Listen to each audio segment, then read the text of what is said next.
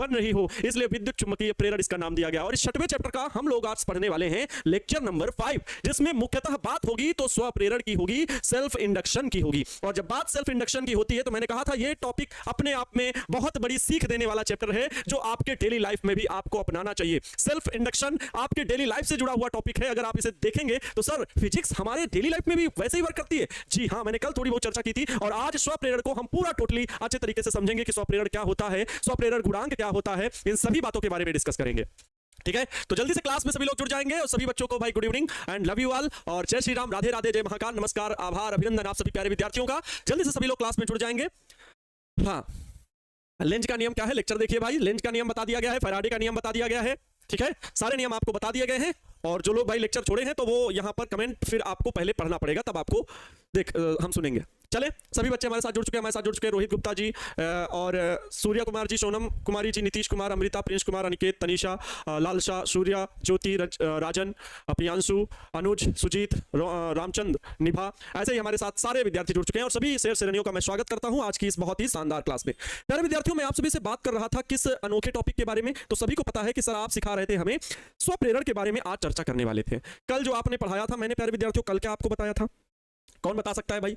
कल मैंने आपको क्या बताया था? कल मैंने आपको दोनों तरह से मोशनल ईएमएफ के बारे में बताया था। इलेक्ट्रोमोटिव फोर्स वो कौन सा, जल्दी से जवाब चाहिए आप सभी का। गतिमान विद्युत वाहक बल दो तरह की गतियों में बताया गया था, एक तो चालक को हम बिल्कुल सीधे दौड़ाएं और या फिर घूर्णन गति कराएं, या फिर हम उसको घूर्णन गति कराएं। इनसे संबंधित बात की गई थी, बहुत अच्छे तरीके से मैंने बताया था। मैंने दोनों तरीके के मेथड बताए थे किसी चालक को सीधे गति कराने में, और वो चीज आपको बहुत अच्छे से समझ में भी आई होगी।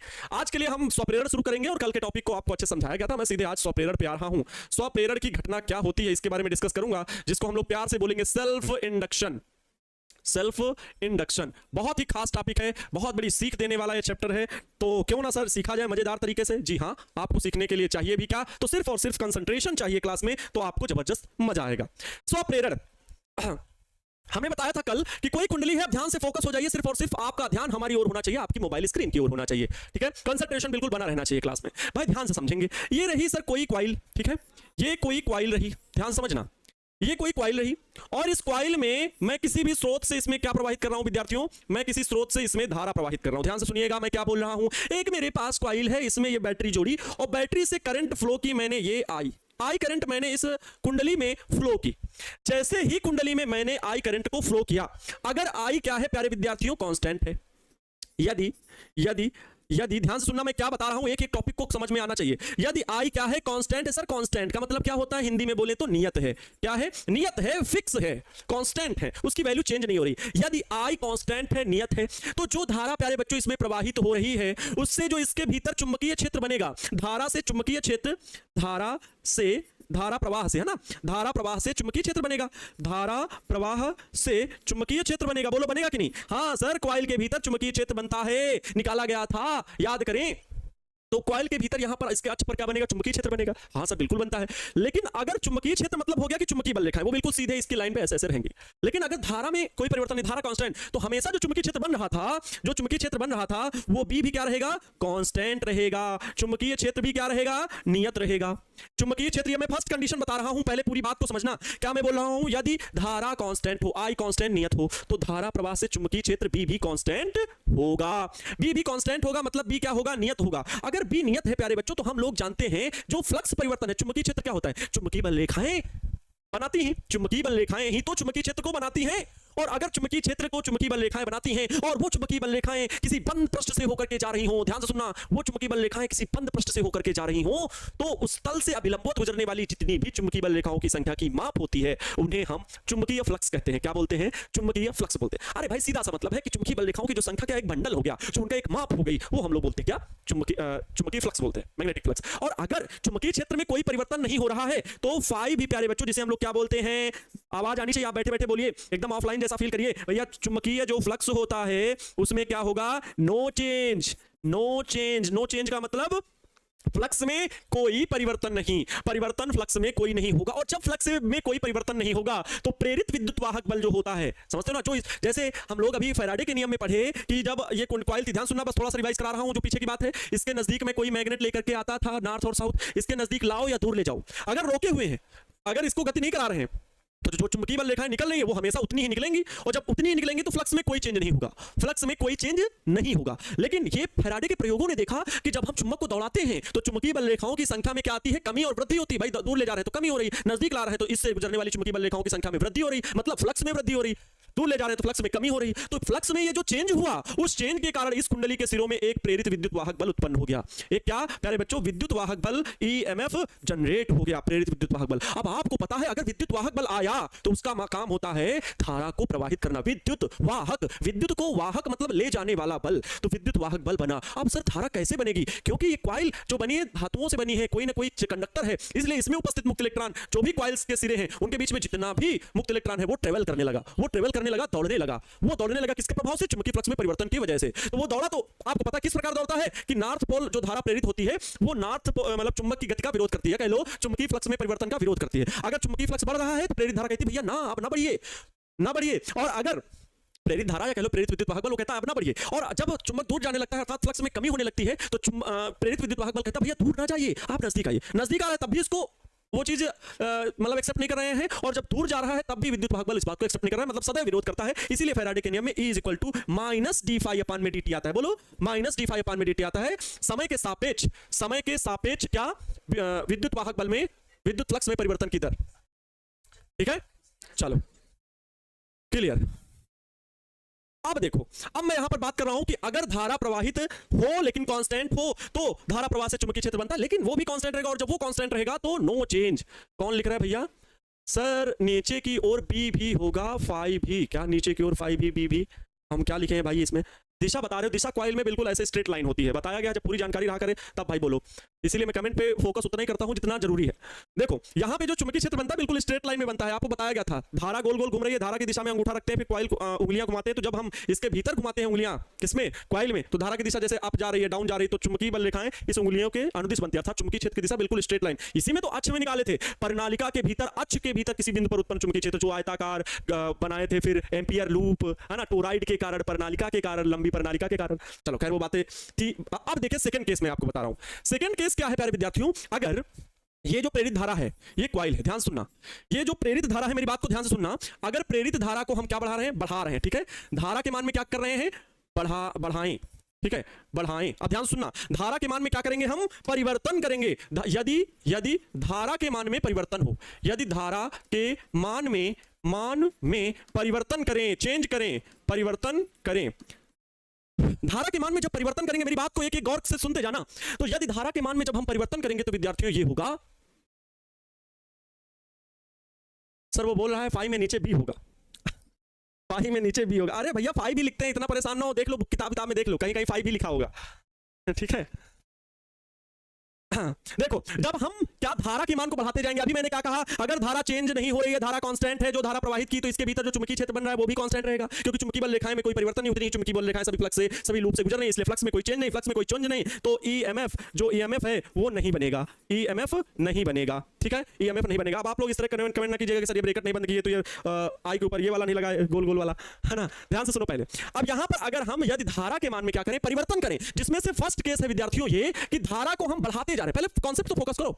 अगर हम धारा के मान को बढ़ाते जा रहे हैं तो क्या होगा, अगर आई को हम इंक्रीज कर रहे हैं, आई क्या कर रहे हैं, बढ़ाएं, आई बढ़ाएं, तब बताओ, आपके जवाब निकलने चाहिए, बैठे बैठे बोलो, तब सर बी बढ़ेगा, बोलो, आप बोलो कि सर बी बढ़ेगा, बढ़ता जाएगा, बढ़ता जाएगा, धारा का मान लगातार बढ़ाते जाएं, कंटिन्यू, क्या करना है, कंटिन्यू बढ़ाते जा रहे हैं, धारा का मान लगातार बढ़ाते जा रहे हैं, बैठे बैठे बोलिए सर आवाज आनी चाहिए, नहीं तो पिटाई हो जाएगी। मैं यहां से देख रहा हूं, ठीक है, आप बड़े सुस्ताए बैठे हो, बहुत ज्यादा हमें इस बात का भरोसा है कि मैं आपको लगता है कि सर मेरे पास नहीं है, लेकिन मैं आपके पास ही हूं, आपसे मैं बात कर रहा हूं पर्सनली, आपसे जो देख रहे हो आप बहुत टकटकी लगा करके, ठीक है, और आपके भी चेहरे पे अब स्माइल आ रही है, और आप माने या ना माने मैं आपके पास ही हूं, आपके आसपास, अगर आप पीछे मुड़ के देखेंगे तो पीछे भी मिल सकता हूं मैं, आपने पीछे मुड़ के देखा लेकिन कोई था नहीं ना, अब आपके चेहरे पे थोड़ा सा ज्यादा हंसी है।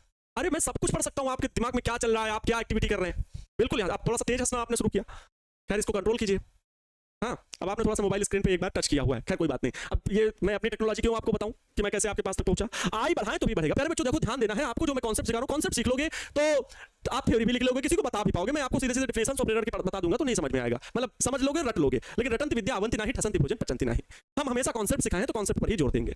तो अगर धारा का मान बढ़ाते जाएं तो आई बढ़ाए तो बी भी क्या होगा, बढ़ेगा। जब बी बढ़ेगा तो प्यारे बच्चों फ्लक्स में भी लगातार क्या, लगातार वृद्धि होगी, लगातार वृद्धि होगी। अब लगातार वृद्धि होगी अर्थात क्या होगा, फ्लक्स में परिवर्तन होगा। अर्थात फ्लक्स में, अब फाई भी ही है भाई, फ्लक्स में, अब यहां चुंबकीय फ्लक्स नहीं लिख रहे, बोर्ड में हमें सारी चीजें लिखनी है इस वजह से। अर्थात फ्लक्स में परिवर्तन होगा, और जब फ्लक्स में परिवर्तन होगा तो क्या होगा, मैंने एक चीज अभी आपको सिखाई जो फैराडे सर कहते हैं, प्रेरित विद्युत वाहक बल। प्रेरित विद्युत वाहक बल ई होगा जिससे प्रेरित धारा भी आएगी। क्या होगी, प्रेरित धारा आई भी प्रवाहित होगी, आई भी प्रवाहित होगी। अब ध्यान सुनना मैं क्या बात बता रहा हूं। अपने आप एक धारा बनती है। इस एक्सपेरिमेंट को किया था हेनरी सर ने। इसको किसने बताया था, तो याद रखेंगे सदैव, जोसेफ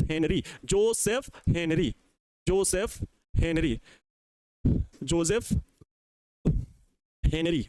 क्या, जोसेफ हेनरी सर ने इस एक्सपेरिमेंट को करके बताया था। फैराडे सर ने तो इतना बताया था, प्रेरित विद्युत वाहक बल बनता है जब मैग्नेट को दौड़ाते हैं। इन्होंने बताया कि अगर हम केवल धारा के मान में ही परिवर्तन कर दें, जो बैटरी हम जोड़े उससे धारा के मान में परिवर्तन कर दें, तो इसमें एक प्रेरित धारा बनती है। और इस प्रेरित धारा की दिशा, अब ध्यान से सुनना, इस प्रेरित धारा की दिशा, अगर हम धारा के मान को बढ़ाते जा रहे हैं तो प्रेरित धारा की दिशा इधर होगी। ये किसकी दिशा है, तो प्रेरित धारा की दिशा है। किसकी दिशा है, प्रेरित धारा की दिशा है, क्योंकि प्रेरित धारा की दिशा सदैव ऐसी होगी, वो धारा में परिवर्तन का विरोध करेगी। अगर हम लगातार बढ़ाते जा रहे हैं तो जो प्रेरित धारा बनेगी, जो प्रेरित विद्युत वाहक बल बनेगा, वो कहेगा भैया अब तुम ना बढ़ो, इसलिए अपोजिट डायरेक्शन में, डायरेक्शन अपोजिट। वहीं पर सेकंड केस प्यारे बच्चों ये है, सेकंड केस को ध्यान समझना। अगर हम इस कॉइल में, ठीक है, क्योंकि अब जगह नीचे कम है, बस समझाने के लिए है। अगर इस कॉइल में प्यारे बच्चों, ठीक है, अगर इस कॉइल में मैं धारा प्रवाहित कर रहा हूं, इस कॉइल में मैं धारा प्रवाहित कर रहा हूं आई, लेकिन ये क्या है, घटाएं, धारा के मान को घटाते जाएं, तो फ्लक्स में परिवर्तन, सारी घटना यही होगी। क्या होगा, आई बढ़ाएं, सॉरी आई घटाएं तो फाई भी, बी भी क्या होगा, बी घटेगा, लगातार घटता जाएगा।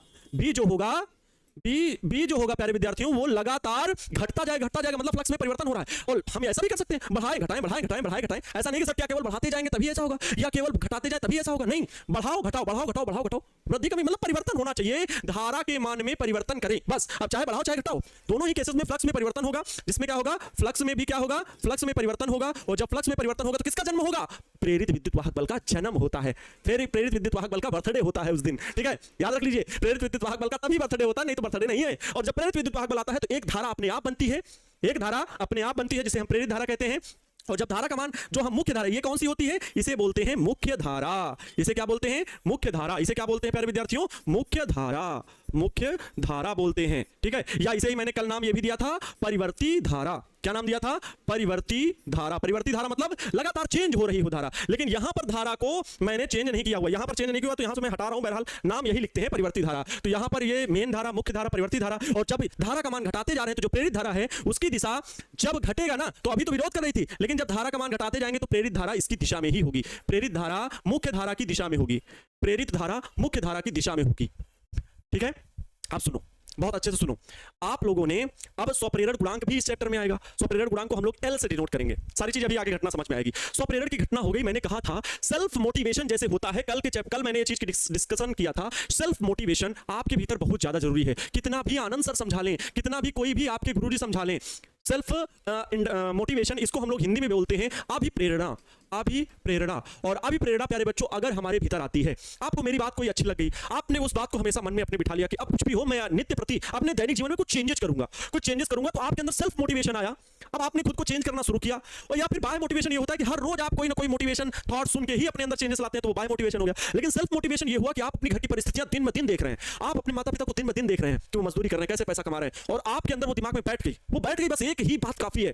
किसी इंसान को थोड़ा सा आगे बढ़ने के लिए उसकी घर की परिस्थितियां इतना मजबूत बनाती, कोई जो कहे ना कि सर अगर हमारे पास भी ऐसा आराम होता, काश हम भी पढ़ पाते, काश हमारे पास भी ऐसी चीजें होती तो बहुत अच्छा होता। लेकिन प्यारे बच्चों, मैं खुद की एक्सपीरियंस से बता रहा हूं कि जब आपकी परिस्थितियां ऐसी हो कि लगेगा कि आप सब कुछ हार चुके, तभी आपके, जान लीजिए लीजिए लाइफ में कोई ऐसा टर्निंग पॉइंट आने वाला है, अगर आप मजबूत हो, अगर आप अपने थिंकिंग पर अटल रहना चाहते हो कि नहीं अभी भी बहुत कुछ है, अभी भी आपके सामने बहुत सारा क्षेत्र है जिसमें आप वर्क कर सकते हो, जिसपे आप बहुत सारी चीजें लाइफ में पा सकते हो, तब आपको लगेगा कि हाँ सर हमारी ये परिस्थितियां तो हमारी मजबूती का कारण है, यही परिस्थितियां हमें मजबूत बनाएंगी और अपने आप को निखरने का मौका देंगी। तो प्यारे विद्यार्थियों, वही होती है अभिप्रेरणा, अर्थात स्वतः से आपके घर की परिस्थितियों से आप प्रेरित होने लगे। ठीक है, तो अभिप्रेरणा, आपने बुरी चीजों को हटाया, आपने बुरी चीजों को हटाया, केवल अच्छी चीजों को सपोर्ट करना शुरू किया, केवल अच्छी चीजों को सपोर्ट करना शुरू किया, मतलब धारा का मान घटाए, धारा का मान घटाने का मतलब है अब यहां पर बुरी चीजों को आपने हटाया, तो आप ये अच्छी चीजों को सपोर्ट कर रहे हैं, तो मतलब क्या हो रहा है, धारा जो प्रेरित धारा की दिशा है वो इसी दिशा में है। लेकिन वहीं पर जब धारा का मान बढ़ा रहे थे, मतलब बुरी आदतों को बढ़ा रहे थे, तो आपके अंदर जो प्रेरणा है वो इसको अपोज कर रही है, कह रही भैया ना मैं ऐसी आदतों में नहीं पढ़ने वाला। ठीक वैसे ही यहां पर भी फिजिक्स में भी रूल अप्लाई होता है। अब बात करेंगे स्वप्रेरण को लिखने की। सर इतनी देर से आप समझा रहे थे, अब आप स्वप्रेरण को लिखेंगे। अभिप्रेरणा का मतलब समझते हैं ना, आपके भीतर आपके स्वतः परिस्थितियों से आप मोटिवेट हो जाए। देखो आइए बच्चों, अब हम लोग पढ़ते हैं स्वप्रेरण की मेन परिभाषा। स्वप्रेरण, स्वप्रेरण। अब प्रश्न में आएगा जैसे कि स्वप्रेरण की परिभाषा लिखिए, स्वप्रेरण की परिभाषा लिखिए या स्वप्रेरण को समझाइए, तब के लिए ये चीज मैं अब लिख रहा हूं। प्रश्न क्या आएगा, स्वप्रेरण को समझाइए, स्वप्रेरण की परिभाषा लिखिए, स्वप्रेरण की घटना क्या होती है, स्वप्रेरण की घटना क्या होती है, सारी बातें लिखने के लिए आएंगी। तो आपको प्यारे विद्यार्थियों चित्र भी बनाना है, भले 2 नंबर में आए, चित्र बनाना है और सारी बातों को लिखना है। क्या क्या लिखेंगे, सबसे पहले जो चीजें मैंने अभी पीछे समझाई, क्या समझाया कि जब किसी, उन्हीं बातों को मैं शब्दों में अब पिरो रहा हूं। शब्दों में पिरोना मतलब समझते हो ना, जैसे माला बनती है तो कहते हैं माला को एक एक फूल को पिरोइए, एक एक फूल को पुष्प को पिरोइए तो माला तैयार होती है। ठीक वैसे ही एक एक शब्द को अगर हम जोड़ेंगे तो उससे हमारा एक सेंटेंस, एक पैराग्राफ तैयार होगा जो कि स्वप्रेरण को परिभाषित करेगा। तो मैं क्या कह रहा हूं, ध्यान से सुनते जाना। जो काम किया है हेनरी सर ने उसी को मैं लिखता जाऊंगा। जब किसी कुंडली में बैटरी या सेल जोड़ करके, देखो एकदम सिद्धांतिक तौर पर जो आपने बच्चों सीखा है, बस ध्यान से सुनो मेरी बातों को, एकदम लगेगा कि हाँ सर जो काम यहां पर सर ने किया है ठीक वही बातें लिख रही हैं। ये कुंडली है, कॉइल है। जब कॉइल के सिरों में मैं क्या जोड़ रहा हूं, जब किसी कॉइल को किसी बैटरी या सेल, बैटरी भी हो सकती है, सेलों से जोड़कर ही बैटरी बनती है। और बैटरी को ही हम लोग बिगाड़ करके भाषा, अगर उसका आकार बड़ा होता है तो हम लोग बैटरा बोल देते हैं, तो बैटरा जैसी कोई चीज नहीं होती है, वो बैटरी ही है। तो वो जोड़ते हैं तो इसमें मुख्य धारा प्रवाहित होती है, और जब धारा के मान में परिवर्तन करते हैं तो फ्लक्स परिवर्तन होता है, विद्युत वाहक बल प्रेरित होता है, विद्युत वाहक बल प्रेरित होता है तो प्रेरित धारा बनती है। प्रेरित धारा के बनने की इसी घटना को स्वप्रेरण कहते हैं। सिंपल सी लैंग्वेज में लिखना है इसी बात को कि जब किसी कुंडली में बैटरी या सेल जोड़कर, ध्यान से सुनो अब, बैटरी या सेल जोड़कर मुख्य धारा के मान में, मुख्य धारा को और क्या बोल सकते हैं, मुख्य धारा को और क्या बोल सकते हैं प्यारे विद्यार्थियों, जो मैंने अभी नाम लिया था परिवर्ती धारा, ब्रैकेट में लिख दो परिवर्ती धारा। भले इस शब्द को याद ना रखना, लेकिन कॉन्सेप्ट तो तैयार रहेगा कि यही धारा बदलनी है, मुख्य धारा को ही बदलना है। वृद्धि करो या घटाओ, बढ़ाओ कुछ भी करो। तो जब किसी कुंडली में बैटरी या सेल जोड़कर मुख्य धारा के मान में परिवर्तन करते हैं, मुख्य धारा के मान में परिवर्तन करते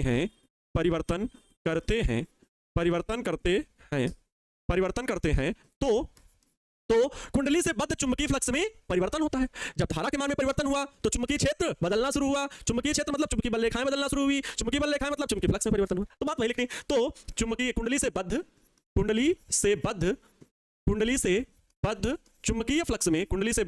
चुंबकीय फ्लक्स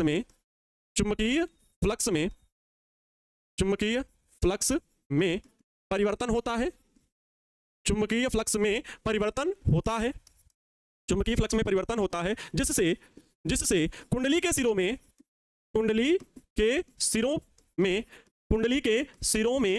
एक प्रेरित विद्युत वाहक बल, कुंडली के सिरों में प्रेरित विद्युत वाहक बल उत्पन्न होता है जिससे प्रेरित विद्युत वाहक बल उत्पन्न होता है। इसलिए प्रेरित विद्युत वाहक बल उत्पन्न होता है, इसलिए परिपथ में एक प्रेरित धारा प्रवाहित होती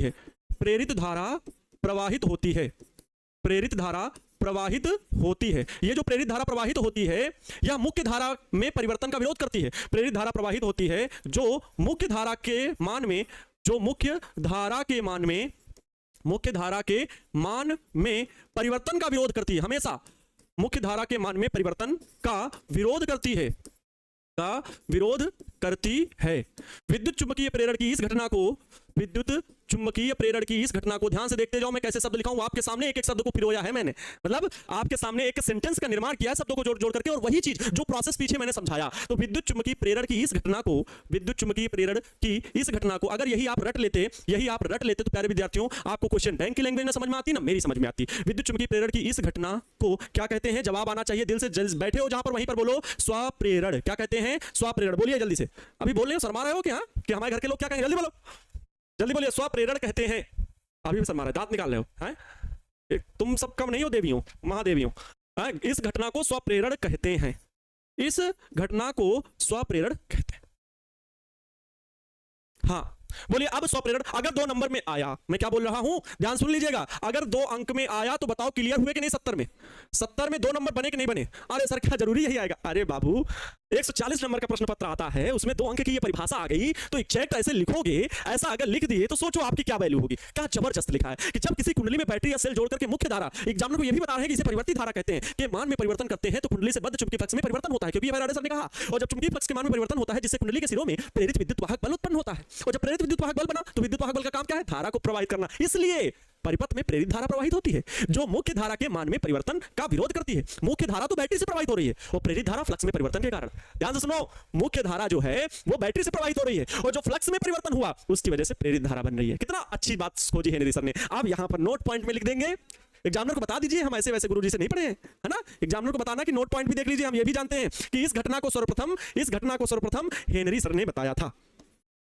इसकी खोज, इसकी सर्वप्रथम इसकी खोज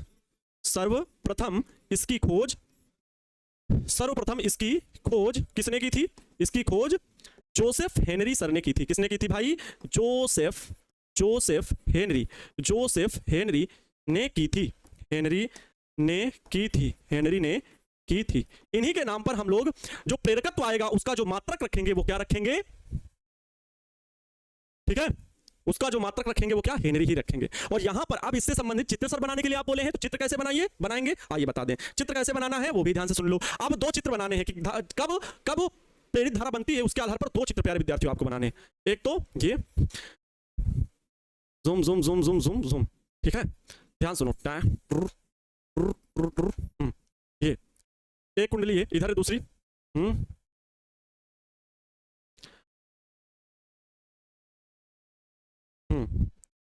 ठीक तो है। ध्यान से देखते जाओ। ये दोनों ही कंडीशन में मैं बता रहा हूं, अच्छा एक सेकेंड।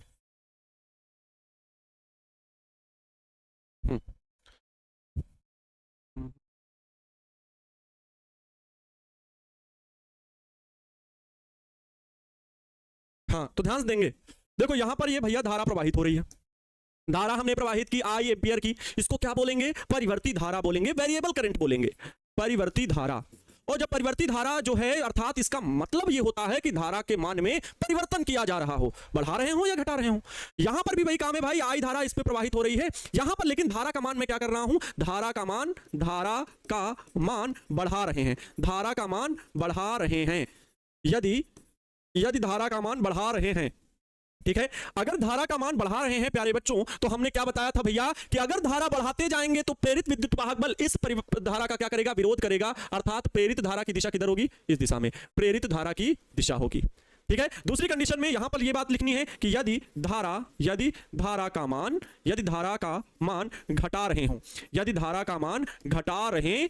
अब अगर धारा का मान लगातार कम करते जाएं तो जो यहां पर करंट बन रही है, मुख्य धारा तो ये प्रवाहित हो रही है, लेकिन जो प्रेरित धारा है प्यारे बच्चों वो इसका सपोर्ट करती है। इसी करंट का जो प्रेरित धारा बनी है, प्रेरित धारा की दिशा ये होगी। मतलब अगर हम मुख्य धारा को ही लगातार घटाते जा रहे हैं तो प्रेरित धारा कहती है भैया कम ना हो, आओ हमारे साथ चलो, हम बढ़ाते हैं, हम तुमको प्रेरणा देते हैं। इसे बोलते हैं सेल्फ इंडक्शन, स्वप्रेरण। मतलब जो प्रेरित धारा बनी, जब आपका मोटिवेशन डाउन होने लगा तो ये प्रेरित धारा, आपकी ही प्रेरणा ने कहा अभी हिम्मत मत हारो, अभी हिम्मत न हारो, बैटरी से कह रही है अभी हिम्मत मत हारो। कौन कह रहा है? प्रेरित धारा कि धारा घटती जा रही, लेकिन प्रेरित धारा कह रही है अभी हिम्मत न हारो, अभी हमारे हौसले बुलंद है।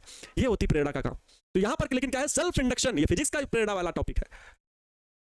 ठीक है, चलो सर मेरा कमेंट क्यों नहीं पढ़ते हैं? इसीलिए नहीं पढ़ पा रहे हैं क्योंकि मैं समझा रहा हूं। क्लियर? ये इस तरह से फिगर बना देंगे तो बिल्कुल अच्छे से समझ में आ जाएगा। हाँ बस ठीक है, ये सेल या बैटरी है, जो भी है लिख दो, बैटरी, ठीक है, कोई दिक्कत नहीं है। इस तरह से 2 फिगर बना करके आपको अच्छे से समझा देना है। मजा आ गया? समझ में आया? बोलो, मजा आ गया? Yes sir. चलो नेक्स्ट हम लोग पढ़ेंगे क्या, स्वप्रेरण गुणांक या स्वप्रेरकत्व। ठीक है, स्वप्रेरण गुणांक या स्वप्रेरकत्व। देखें भाई हेडिंग में है क्या, स्वप्रेरण गुणांक या स्वप्रेरकत्व।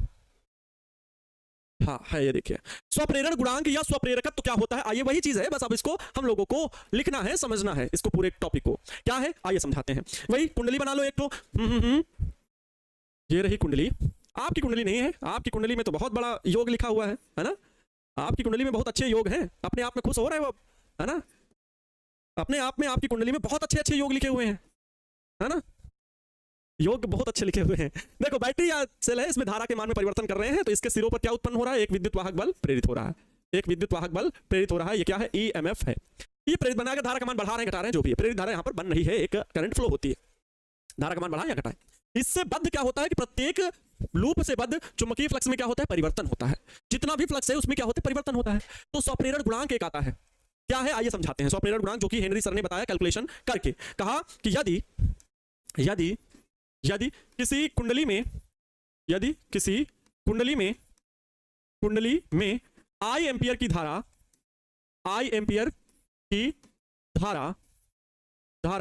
प्रवाहित हो तथा इसके मान में प्रवाहित हो और इस मुख्य धारा के मान में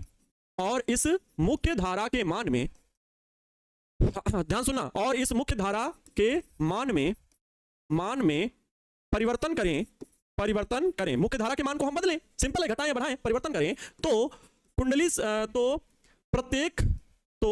प्रत्येक लूप से बद्ध या प्रत्येक लूप से बद्ध मतलब समझ रहे हो, प्रत्येक फेरा जो है, प्रत्येक फेरा एक लूप बना रहा है, तो प्रत्येक फेरा भी बोल सकते हो, प्रत्येक फेरे से बद्ध चुंबकीय फ्लक्स में परिवर्तन, प्रत्येक फेरे से बद्ध चुंबकीय फ्लक्स में परिवर्तन कितना हो, परिवर्तन फाई हो, परिवर्तन फाई बी भी लिख सकते हो, लेकिन मैं यहां पर केवल फाई लिख रहा हूं, परिवर्तन फाई हो तो क्या कहते हैं, कौन कहता है, तो हेनरी सर कहते हैं। ठीक है, यदि किसी कुंडली में आई एम्पियर की धारा प्रवाहित हो रही, तो पहले तो ये भी बता दो कि माना किसी कुंडली में एन फेरे हैं, यदि इस कुंडली में, और यहां पर इस लगा दो, बस आपका सेंटेंस अच्छा हो गया, यदि इस कुंडली में, बस हो गया, माना किसी कुंडली में एन फेरे हैं, यदि इस कुंडली में आई एम्पियर की धारा प्रवाहित हो और इस मुख्य धारा के मान में परिवर्तन करें, तो प्रत्येक फेरे से बद्ध चुंबकीय फ्लक्स में परिवर्तन कितना हो, फाई हो। भाई यहां से वहां तक के जो टोटल फेरे हैं वो कितने हैं, कैपिटल एन है, फेरे कितने हैं टोटल, वो कैपिटल एन है, एक फेरे से बद्ध चुंबकीय फ्लक्स फाई है, तो टोटल फ्लक्स कितना होगा, एन फाई होगा, टोटल फ्लक्स कितना होगा, एन फाई होगा, ध्यान समझो। तो हेनरी सर ये कहते हैं कि जो कुल फ्लक्स में परिवर्तन हो रहा है, हेनरी सर का स्टेटमेंट देखिए, हो तो परिपथ से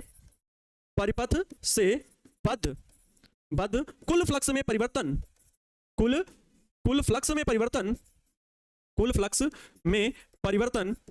परिवर्तन प्रवाहित धारा के अनुक्रमानुपाती होता है, प्रवाहित धारा के अनुक्रमानुपाती। अरे सर अभी नहीं समझ में आ रहा है, आपने क्या बता दिया, ये वही बच्चे हैं जिन्होंने अभी स्वप्रेरण को ही नहीं समझा है। अनुक्रमानुपाती होता है, लेकिन कोई टेंशन नहीं लेने का, जब तक हम है तो काहे का टेंशन। ध्यान से सुनो, मैं ये कह रहा हूं कि कोई मेरे पास कॉइल है, सिंपल सा, छोड़ो और सब बात, पहले ये बात फील करो कि आपके पास एक कॉइल है। हाँ सर है, चलो मान लिए, और कॉइल क्या होती है, अलग अलग फेरे लपेट करके जैसे स्प्रिंग जैसे बना दे और उसके बीच में एक बैटरी जोड़ दे, चल लो ऐसे जोड़ दो टुक से, एक सिरे में प्लस एक सिरे में माइनस, ठीक है सर मान लिया। लेकिन अब धारा के मान को बढ़ाना घटाने का मतलब क्या है, अरे भैया धारा के मान को या तो बढ़ाओ या तो घटाओ, उसके लिए हमारे पास मीटर हो सकता है, जिससे हम धारा को रियो स्टेट होता है, धारा नियंत्रक बताए थे, दिखाए थे एक दिन, उससे भी हम धारा को कंट्रोल कर सकते हैं। या फिर आप जैसे बैटरी है, एक सेल हटाते जाओ तो लगातार धारा के मान में परिवर्तन होता जाएगा, तो चुंबकीय फ्लक्स में परिवर्तन होगा। तो आप बस ऐसे फील करना है कि आपने सेल जोड़ा। अब कुंडली के जो जितने फेरे हैं, एन फेरे हैं टोटल, बहुत सारे फेरे हैं, और उसमें से प्रत्येक फेरे से बद्ध चुंबकीय फ्लक्स में परिवर्तन फाई है, एक फेरे से, मतलब एक फेरे से फाई, तो टोटल फेरे से कितना हो जाएगा, एन फाई। भाई एक फेरा में फ्लक्स में परिवर्तन फाई, टोटल फेरे एन है, तो टोटल कितना फ्लक्स में परिवर्तन होगा, एन फाई, एन से गुणा करा देंगे, है ना। तो हेनरी सर ये कहते हैं कि जो टोटल फ्लक्स में परिवर्तन होता है वो इस कुंडली में प्रवाहित मुख्य धारा के मान के अनुक्रमानुपाती होता है, परिपथ से बद्ध कुल फ्लक्स में परिवर्तन प्रवाहित धारा के अनुक्रमानुपाती होता है। मतलब इनके स्टेटमेंट के अकॉर्डिंग हम ये कहेंगे कि जो फाई नेट है प्यारे बच्चों, फाई टोटल है,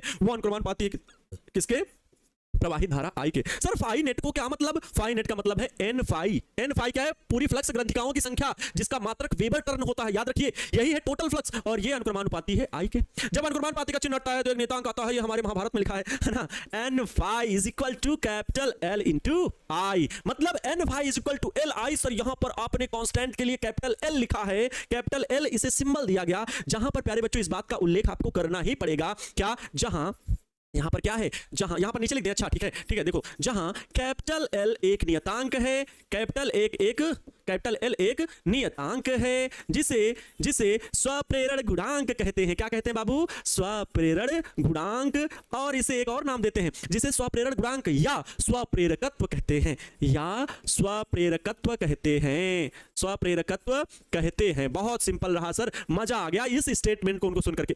ये जो आया, ये रिलेशन जो आप देख रहे हैं, ये हेनरी सर की अपनी प्रयोग के अकॉर्डिंग है। उन्होंने बहुत मेहनत किया होगा, तब उन्होंने पता लगाया कि भैया जो फ्लक्स है ना वो धारा के मान पर निर्भर करता है, और फिर ये जो टोटल फ्लक्स है वो धारा के मान पर निर्भर कर रहा है। N phi equal to L I, ये बात दिया। अब यहां से आप N phi equal to L I लिखा हुआ है, ध्यान देंगे सभी। N phi is equal to L I से, आई जो करंट फ्लो हो रही है आई से, अगर मैं स्वप्रेरण को वैल्यू निकालना चाहूं तो L is equal to N phi अपान में क्या जाएगा, आई इधर रखे, आई इधर रखेंगे, आई बटे में चला जाएगा। ये प्यारे विद्यार्थियों आ गई किसका फार्मूला? जोर से बोलेंगे भैया, बैठे बैठे फिर शर्मा रहे हो बहुत ज्यादा, हाँ जोर से बोलिए। ये है स्वप्रेरण गुणांक का फार्मूला। लिखिए अपनी कॉपी में जल्दी से। यही होता है कि आप लाइव लेक्चर में पेन और कॉपी लेकर के बैठेंगे, जिससे जो हेडिंग पहले आपने हेडिंग लिखी होगी, आप भले अभी आप ये ना नोट कर पाए हो, बट आपने ये फार्मूला नोट कर लिया होगा। नोट करना पड़ेगा क्योंकि यही शॉर्ट नोट्स आपको तैयार करते जाना है।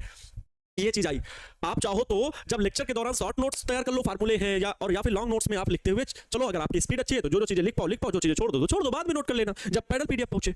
तो ये आया स्वप्रेरकत्व का फार्मूला। सर इसका मात्रक क्या होता है? इसका मात्रक होता है, लिखेंगे इसका मात्रक होता है हेनरी, क्योंकि इसे हेनरी सर ने बताया था, तो स्वप्रेरण गुणांक का मात्रक आया हेनरी। और क्या हो सकता है सर? या इसका मात्रक ये भी हो सकता है, फाई का मात्रक बोले तो वेबर होता है, एन का कोई मात्रक नहीं होता है, एन तो संख्या है, वेबर, और आई का मात्रक एम्पियर होता है, तो इसका मात्रक ये भी हो गया वेबर प्रति एम्पियर। बोलो समझ में आया नहीं? बोलो समझ में आया कि नहीं? क्या पूरा लिख देते हैं सर आपके साथ, बहुत बढ़िया। यही स्पीड अगर अच्छी है आपकी, लेकिन समझने पे फोकस जरूर देना, अगर समझ नहीं रहे तो फिर दिक्कत है। सर मैं अपने मामा के घर पर रह के ऑनलाइन टारगेट बोर्ड से पढ़ता हूं और ऑफलाइन नहीं जाता हूं। बहुत अच्छी बात है, घर पे आप रह करके, यही ऑनलाइन सुविधा का क्रेज है, यही आपसे। सर मेरी सिस्टर पढ़ती है और आपकी क्लास बहुत अच्छी लगती है, बहुत अच्छा है ना। चलो आप समझ गए, ये होता है प्यारे बच्चों स्वप्रेरण गुणांक या स्वप्रेरकत्व। अच्छा बताओ, क्या आपने अभी स्वप्रेरण गुणांक, ये क्या है?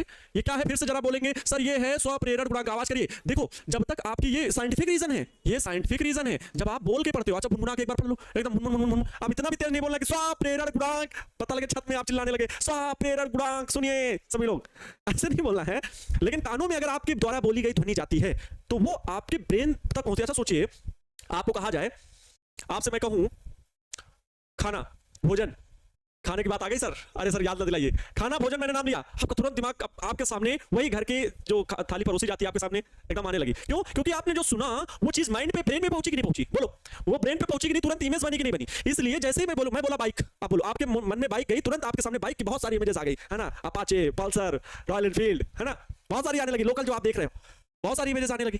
रीजन यही है क्योंकि जो आप सुनते हो उसकी इमेजेस बन जाती हैं, और जो इमेज बन जाती है तो वो चीज लंबे समय तक दिमाग में रहती है। ये जरूरी है, साइंटिफिक रीजन है।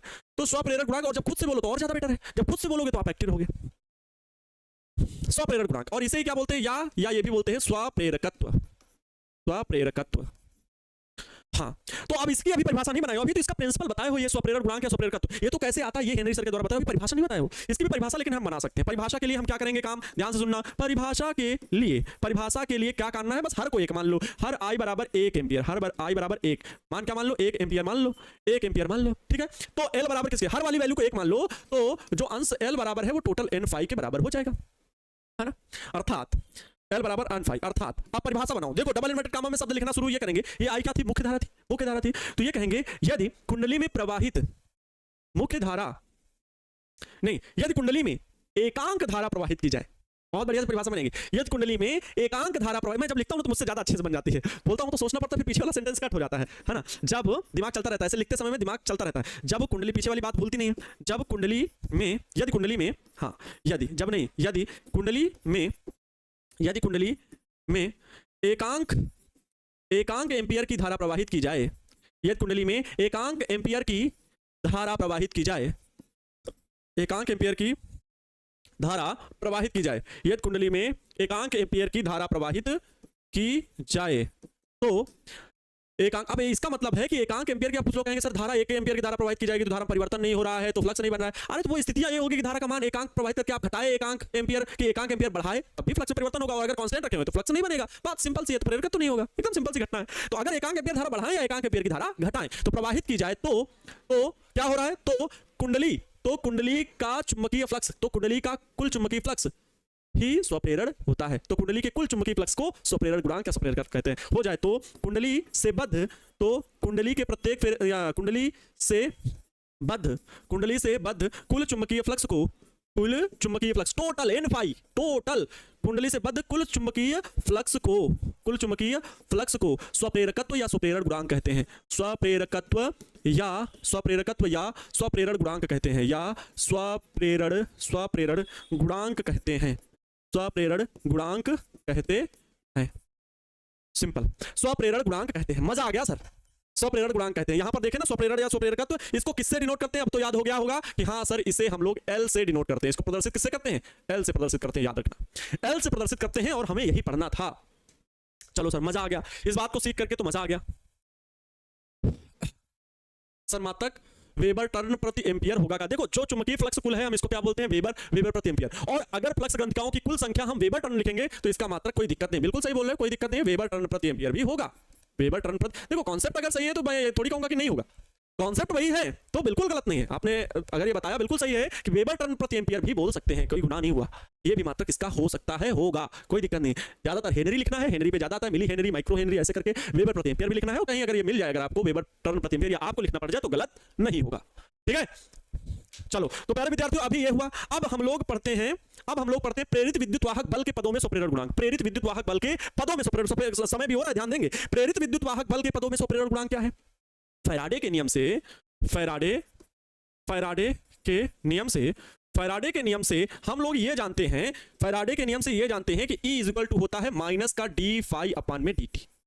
बोलो यही होता है, माइनस का डी फाई लिखो या डेल्टा लिखो। देखो डेल्टा होता है औसत, टोटल औसत मान, और डी फाई थोड़ा सा छोटा फ्लक्स के लिए डी फाई, तो इससे कोई बहुत बड़ा फर्क नहीं पड़ने वाला, ठीक है। लेकिन मैं डेल्टा फाई लिख दे रहा हूं, डेल्टा फाई अपान में डेल्टा टी। ये क्या है, माइनस डेल्टा फाई अपान में डेल्टा टी होता है। एन फेरे हैं तो एन डेल्टा फाई अपान में डेल्टा टी होगा, कोई दिक्कत भाई। अगर एन फेरे हैं, ठीक है, एन फेरे हैं फैराडे के नियम से, यदि कुंडली में, फैराडे के नियम से यदि कुंडली में एन फेरे हो, तब एन फेरे हो तो फैराडे के नियम से क्या है भाई, E is equal to minus का डेल्टा एन फाई, ठीक है। एन फाई या एन डेल्टा फाई ऐसा भी लिख सकते हो, एन बाहर कर लो, क्योंकि परिवर्तन फेरों में थोड़ी होगा, फ्लक्स में होगा समय के साथ। फेरे तो एक बार अगर आपने जितने ले लिए वो बने रहेंगे, आपने फेरे एक बार जो जोड़ दिए परिपथ में जोड़े हुए हैं, हटा तो उसको तो नहीं हटाना, फ्लक्स में चेंज हो रहा है धारा के मान में बढ़ाने घटाने से। तो एन डेल्टा फाई अपान में डेल्टा टी है। ये फैराडे सर भी कहते हैं कि प्रेरित विद्युत वाहक बल फ्लक्स में परिवर्तन की दर के अनुपाती होता है, जिसमें ये सब हम लोग पढ़े थे। अब बात आती है किसकी, हेनरी सर की। तो यहां से अगर मैं एन फाई अंदर करूं तो ये हो जाएगा माइनस का डेल्टा और एन फाई अपान में डेल्टा टी, एन फाई अपान में डेल्टा टी, ये लिख सकता हूं, क्लियर सर, लिख सकते हैं। देखिए हेनरी सर ने लिखी है स्वप्रेरण की परिभाषा से, स्वप्रेरण की परिभाषा ये है कि जो एल आई था वो एन फाई के बराबर है, या कह लो एन फाई जो टोटल फ्लक्स था वो एल आई के बराबर था, बराबर था कि नहीं, बोलो तब क्या मिलेगा। ये देखो भैया काहे हम परेशान थोड़ी कर रहे हैं। देखो n phi equal to L I था, तो एन फाई एल आई था, ये कहते हैं हेनरी सब स्वप्रेरण की परिभाषा से। तो यही एन फाई की जगह पर अगर मैं एल आई लिख दूं, तब क्या मिलेगा, तो E बराबर मिलेगा माइनस का डेल्टा और एल आई लिखेंगे तो एल आई, एन फाई की जगह बस चेंज क्या कर दिया, एल आई रख दिया अपान में डेल्टा टी। अब एक बात ध्यान सुनो, एल में कोई परिवर्तन नहीं होगा, ये गुणांक है, ये कांस्टेंट है, ये एक प्रकार का कांस्टेंट वैल्यू गुणांक है। तो एल बाहर आ जाएगा, एल बाहर आ गया तो माइनस का एल डेल्टा आई अपान में डेल्टा टी बन गया। और जब डेल्टा आई अपान में डेल्टा टी प्यारे बच्चों बन गया, इधर प्रेरित विद्युत वाहक बल E है, हम L को, ध्यान सुनना, प्रेरित विद्युत वाहक बल के पदों में स्वप्रेरण गुणांक को परिभाषित कीजिए। प्रश्न इस प्रकार से आएगा विद्यार्थियों आपके लिए, ध्यान से सुनेंगे मेरे छोटे भाई बहन। क्या मैं बोल रहा हूं, प्रेरित विद्युत वाहक बल के पदों में स्वप्रेरण गुणांक को, प्रश्न आगे बना दे रहा हूं, परिभाषित कीजिए। बोर्ड परीक्षा 2025 में ये प्रश्न आपके सामने लिखा हुआ है, और आगे लिखा हुआ है ऐसे बढ़िया से लाजवाब से 2 अंक लिखे हुए हैं, गजब, एकदम देख के दिल खुश हो गया कि सर आज हम इसको लिख के रहेंगे, 2 अंक लेके रहेंगे बिहार बोर्ड वालों से, क्योंकि मेरा भी सपना सर यही है एकदम का 100 आउट ऑफ 100। सपना टारगेट बड़े रखो, है ना, टारगेट बड़े होने चाहिए। तो भाई 100 में 100 पाने हैं तो इसका तो काम करना पड़ेगा। मैंने ये चीजें लिखी एकदम एग्जांपल, दोनों नियम जो अभी इस चैप्टर में पढ़े हैं वही इसमें लगा दिया, कोई दिक्कत नहीं है। एल को परिभाषित करना है विद्युत वाहक बल के पदों में, एल को रोको, इसको इसके नीचे ला दो, तो प्यारे बच्चों क्या बनेगा? अरे बनेगा क्या सर, L is equal to minus के साथ डी, माइनस के साथ ऊपर ये ई रख दो बटे ये डेल्टा आई अपान में डेल्टा टी, इसके नीचे भेजो। भाई माइनस भी आया तो माइनस तो ऊपर लगाओ चाहे नीचे, कोई फर्क नहीं पड़ने वाला। डेल्टा आई अपान में डेल्टा टी, डेल्टा आई अपान में डेल्टा टी, ये हो गया, ये बन गया एल बराबर फार्मूला। ये एल बराबर एल का फार्मूला एक और बन गया, एल का फार्मूला चाहे जो बना हो मात्रक तो हेनरी ही होगा। अब इसको परिभाषित करने के लिए बताओ कैसे बनाओगे? एल को किस में परिभाषित करना है? Point to be noted my dear students, L को परिभाषित करना है ई के पदों में। तो आ जाइए मेरे साथ सीखने के लिए कि कैसे परिभाषित करेंगे। सूत्र आपको बना है जो भी, परिभाषा के लिए हम लोग क्या करेंगे भाई?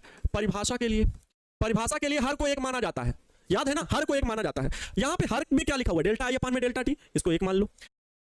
परिभाषा के लिए डेल्टा आई अपान में डेल्टा टी बराबर एक। अब केवल 1 एम्पियर नहीं लिखना, मात्रक देखो क्या बनेगा, ऊपर आई है तो एम्पियर, नीचे समय है तो उसका मात्रक सेकंड, 1 एम्पियर पर सेकंड हो तो अब देखो, अगर परिभाषा के लिए मैं मान रहा हूं अपनी तरफ से कि एल, ये टोटल की वैल्यू हर की 1 हो तो एल बराबर माइनस ई बचेगा। वो माइनस ई, माइनस तो केवल विरोध दर्शाता है, प्रदर्शन दिखाता है, उससे कोई दिक्कत है नहीं। एल बराबर माइनस ई, ऋणात्मक चिन्ह केवल विरोध को प्रदर्शित करता है, इसलिए यहां पर यानी कि माइनस ई के बराबर होगा, इससे कोई दिक्कत नहीं।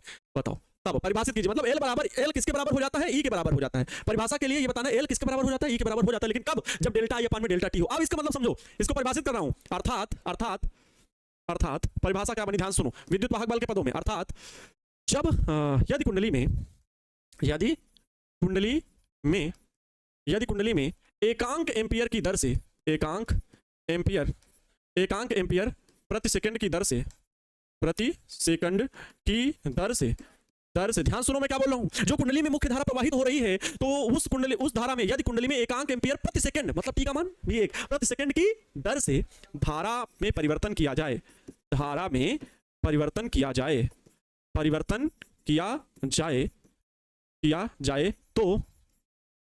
तो कुंडली में प्रेरित विद्युत वाहक बल को, तो कुंडली के सिरों में प्रेरित, बहुत बढ़िया शब्द लिखो, बहुत मजा आएगा, कुंडली के सिरों में प्रेरित विद्युत वाहक बल को, कुंडली के सिरों में प्रेरित विद्युत वाहक बल को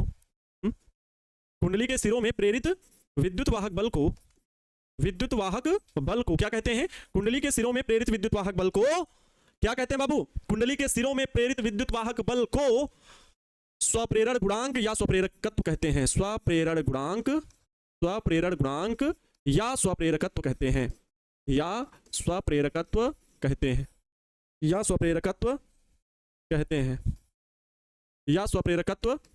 हैं, ठीक है, क्लियर? यही हो गया स्वप्रेरण गुणांक की परिभाषा, ठीक है। धारा में परिवर्तन कैसे लग दिया? अरे भैया धारा में परिवर्तन नहीं करेंगे तो स्वप्रेरण नहीं आएगा क्या? आप लोग भी ना, धारा में अगर हम परिवर्तन नहीं करेंगे तो स्वप्रेरण ही नहीं आएगा, ठीक है, तो स्वप्रेरण ही नहीं आएगा। अच्छा, इसका मात्रक क्या बता दें? इसका विमा, ठीक है, एल की विमा कहां गई?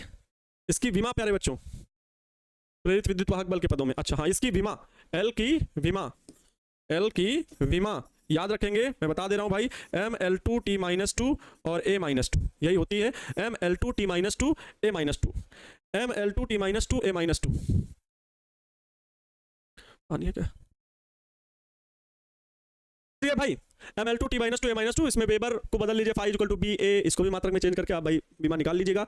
आज के लिए इतना ही, और अब समय भी समाप्त हो चुका, समय का पता भी नहीं चला भैया, आप लोगों ने जो चीजें सीख ली। स्वप्रेरण से संबंधित सारा टॉपिक खत्म हो गया है, आज के वीडियो लेक्चर में इतना ही, मजा आया होगा, समझे होगे, एक बार रिवाइज कर लेंगे तो और अच्छे से, बस 25 मिनट 30 मिनट इन परिभाषाओं को घर में पढ़ लेना, आज का रिवीजन एकदम फुल एंड फिल पूरा समझ में आ जाएगा। विदा लेता हूं, आज की क्लास में खुश रहें, मस्त रहें और दूसरों को भी खुश रखने का पूरा प्रयास करें। जय हिंद, वंदे मातरम।